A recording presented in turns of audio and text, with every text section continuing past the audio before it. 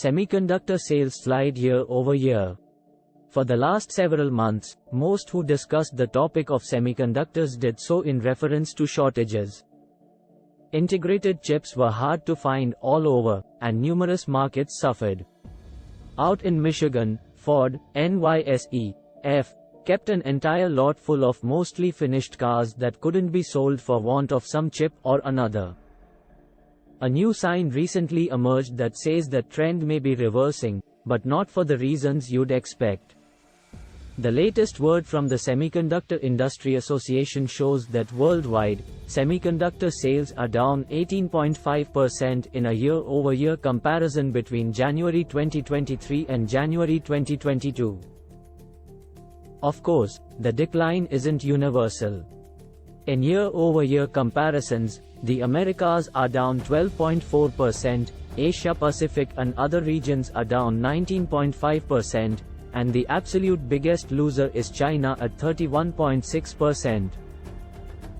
However, Japan ticked up 0.7%, and Europe notched up 0.9%, so it wasn't a complete disaster. While this seems like an odd development, SIA President and CEO John Neuffer explains why it's not a disaster staring the entire market in the face.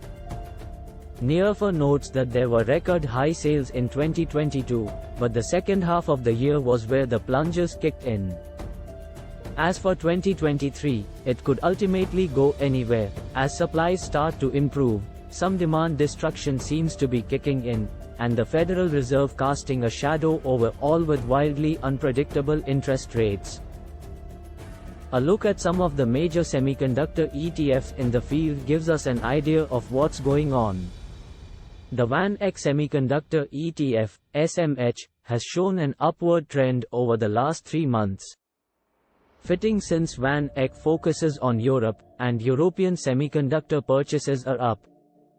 The iShares Semiconductor ETF, SOXX, is actually up as well over the last 3 months, though it's down off its highs from early February. Finally, the First Trust Nasdaq Semiconductor ETF, FTXL, is also up in the last 3 months, though also off highs from February. Thank you for watching.